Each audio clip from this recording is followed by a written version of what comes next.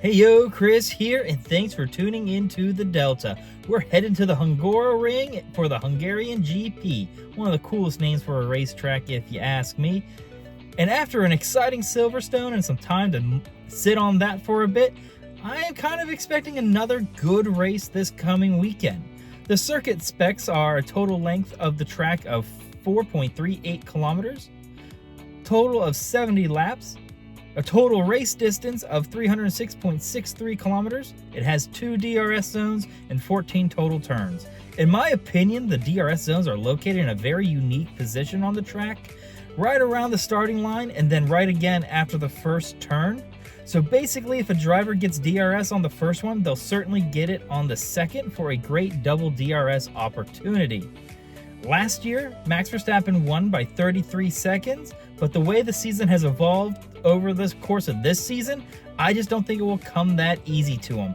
Will Max command another dominating lead, or will the McLarens and Mercedes have something to say about it? Before we get going, like and sub to the channel. Helps the channel out a lot and lets me know you guys like what I'm putting out. Comments are also very much appreciated. Now let's get into the video. All right, so we're gonna do our predictions today, but as always, we will start with some upgrades. Like I said, I pick up my information from F1 Unchained. I will link his video in the description. He does a significantly better job explaining in depth what the hell's going on. But to give you a general idea of what kind of upgrades that are coming this weekend to Hungary, we have Williams coming in with a really big package. And after a decent performance there in Silverstone, it'd be nice to see them expand upon that success with these upgrades. Then you have Haas, who's also bringing in a package. For Haas, it's more, I feel like, keeping up with the Joneses so they don't get surpassed by the teams like Williams or something like that. So I'm sure they're adding something and hoping that they can carry on, at least with Nico Hülkenberg picking up more sixth place finishes, you know? And then you have Kick Sauber bringing in some packages and hoping to finish the season strong. They've been the worst team by far on the track. So hopefully this package will make them a bit more competitive. I wouldn't expect them to suddenly become a point contender, but hopefully they can get back into the fight against, you know, your bottom tier teams like Alpine and Williams. And then you have Aston Martin, who is doing a floor upgrade as well as changing some parts to the side of their car.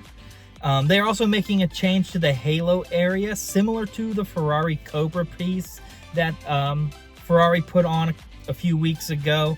I'm not exactly sure why you'd want to copy anything Ferrari does at this point, but it must help in some way if multiple teams are starting to introduce that piece to their car. And then we're going on to Red Bull, and they're bringing in a package of some sort, and it's really for Red Bull trying to like maximize their setup. They're starting to realize that the rest of the field is catching up to them rather quickly. And while I think it is safe to say they kind of have the championships like kind of in the bag, if they get sloppy or can't figure out their setup, you know, they do leave the door open, at least for McLaren to come in and snatch the constructors away from them.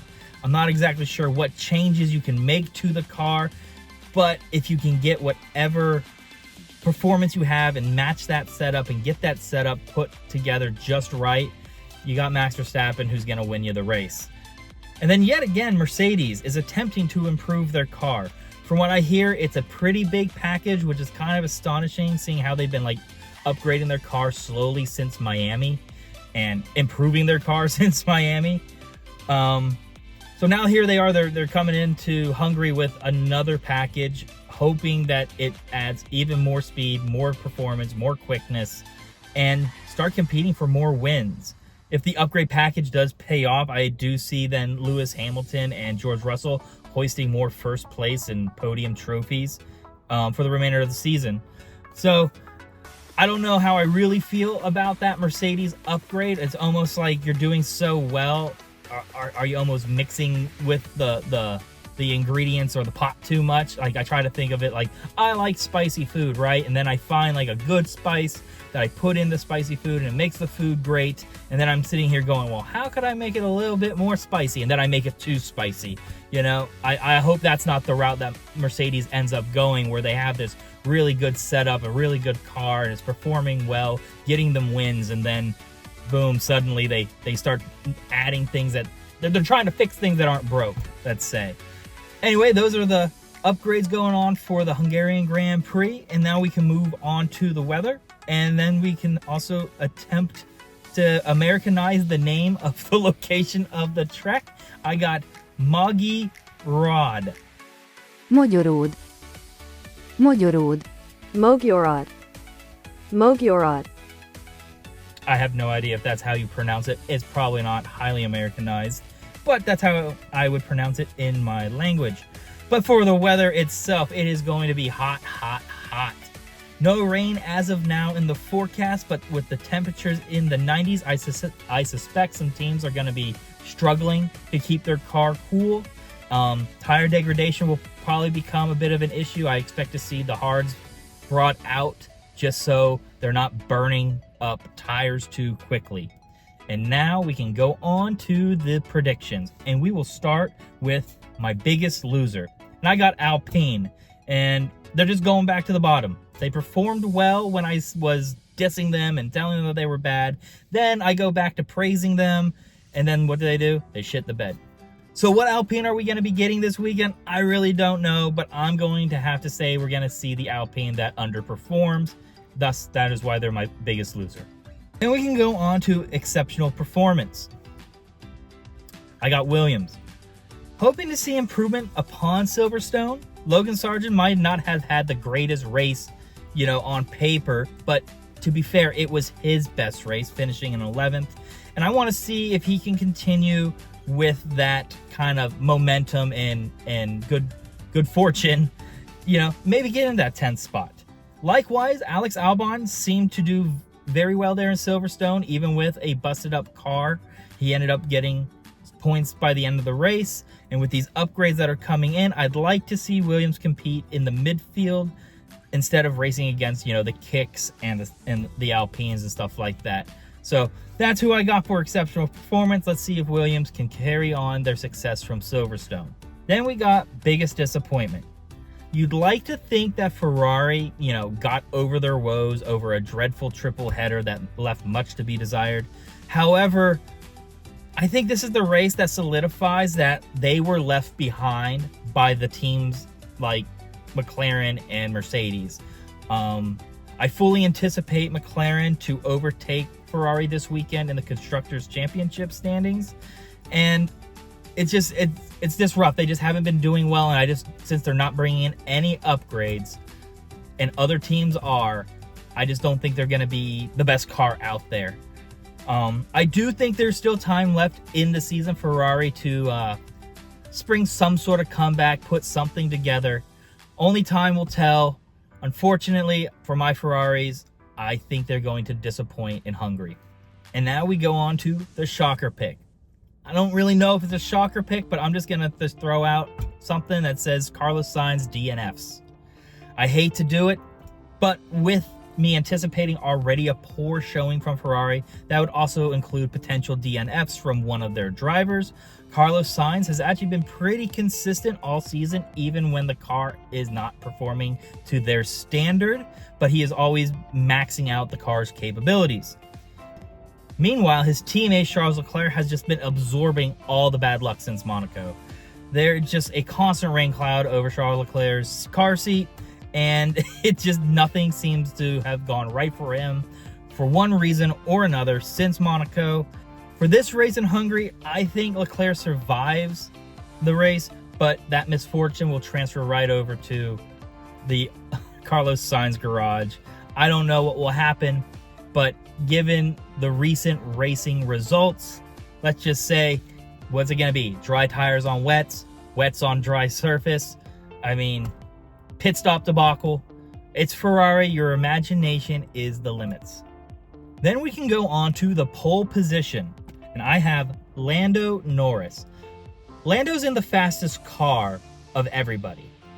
I think it's pretty safe to say that, construction of the car, you have the McLaren, which is just the best car out there. Now, obviously, the car has to be operated by a driver.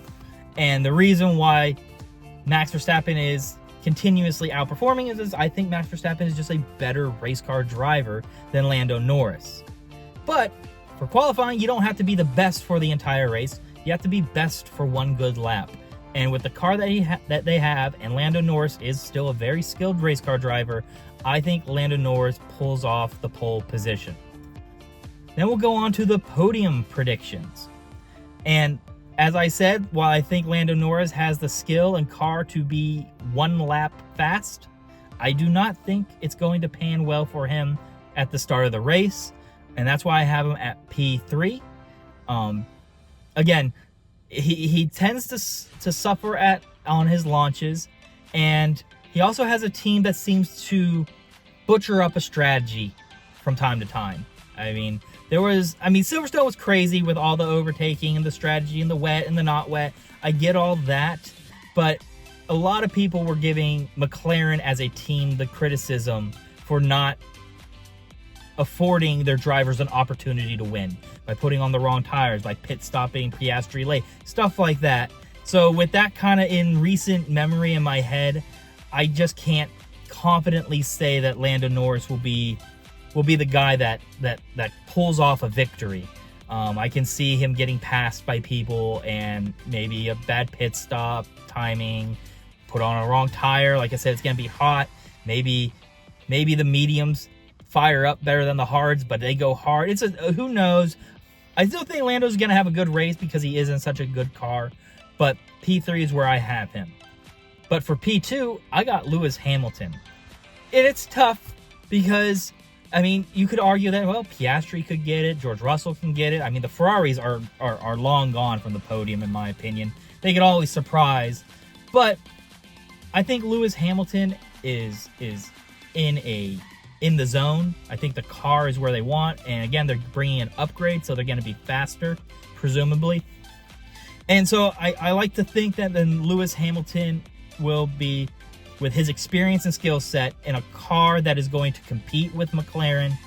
And when it comes down to it, let's say we're in the final 10 laps of the race, Lewis Hamilton might be in third or even fourth, depending on how tight it is. And his skill and experience and tire care is going to lead to an overtake late in the race for him to overtake Lando Norris. And that's why I have Lewis Hamilton at P2. And then we'll move on to the winner. I got Max Verstappen. It's not for the same reasons, though, as it's always been. Always been like, Max Verstappen is the winner. Why? Why is he the winner? Well, he's the winner because he's Max Verstappen in the fastest car, engineered by Adrian Newey and being told what to do by a great pit boss and all this other stuff, great strategy. And all those things will come into play. But I think we've reached a point where Max Verstappen is now going to have to really, really work for his wins. And since I've had to now see him work and not just win by a country mile, I've seen him work, race in and race out for the success that he is having.